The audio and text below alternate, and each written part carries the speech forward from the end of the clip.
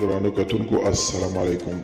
زه محمد سلمان همدرد د حق غږ پښتو چینل خبري لنډیز کې ستاسو کوربه اوس تاسو پام را اړوم د مهمو خبرونو لنډیز ته. تاجکستان ویلي چې دوی په لنډمهاله توګه د هغو افغانانو کوربتوب د پلان نه لري چې افغانستان کې یې له امریکایي ځواکونو سره کار کړی دی. د یاد هېواد د بهرنیو چارو وزیر سراج الدین مهرالدین ویلي دوی داسې کوم پلان نه لري چې پر بنسټ یې شاوخوا 9000 افغانانو ته موقتي توګه پناه ورکړي.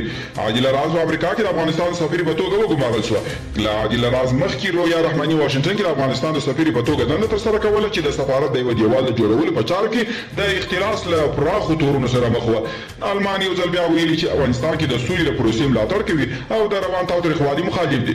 د افغانستان او پاکستان لپاره د المان نوي ځانګړي استازي د بهرنیو چارو له وزیر حنیف اتمر سره د لیدنې پر مهال ویلي چې دوی د سولې لپاره خپلو هڅو ته ادامه ورکوي او سپینې ماڼۍ د افغان ژباړلو د ژر لیږد لپاره د $1 میلیارډ اضافي بودیجې غوښتنه کړې ده.